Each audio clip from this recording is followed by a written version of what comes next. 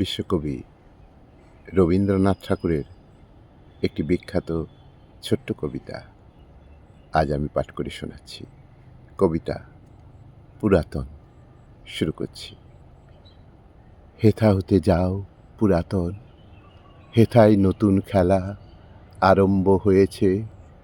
আবার বাজিছে বাঁশি, আবার উঠিছে হাসি, বসন্তের বাতাস বয়েছে। সুনীল আকাশ পরে, শুভ্র মেঘ থরে থরে, শ্রান্ত যেন রবির আলোকে। পাখিরা ছাড়িছে পাখা, কাঁপিছে তরুর শাখা, খেলাইছে বালিকা বালকে। সমুখের সরোবরে আলো ঝিকিমিকি করে, ছায়া কাঁপিতেছে থরথর। জলের পানেতেছে ঘাটে বসে আছে মেয়ে, শুনিছে পাতার মর্মর। কি জানি কত কি আসে, চলিয়াছে চারিপাশে, কত লোক কত সুখে দুঃখে। সবাই তো ভুলে আছে, কেহ হাসে কেহ নাচে, তুমি কেন দাঁড়াও সম্মুখে। বাতাস যেতেছে বহি, তুমি কেন রহি রহি, তারই মাঝে ফেলো দীর্ঘশ্বাস। সুদূরে বাজিছে বাঁশি, তুমি কেন ঢালো আসি, তারই মাঝে বিলাপ উচ্ছ্বাস। উঠেছে প্রভাত রবি, আঁকিছে সোনার ছবি, তুমি কেন ফেলো তাহে ছায়া।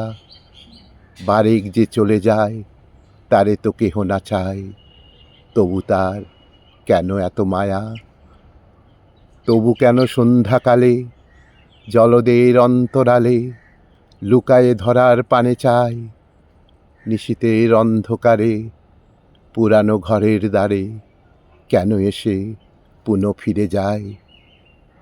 কি দেখিতে আসিয়াছ, যাহা কিছু ফেলে গেছ, কে তাদের করিবে যতন।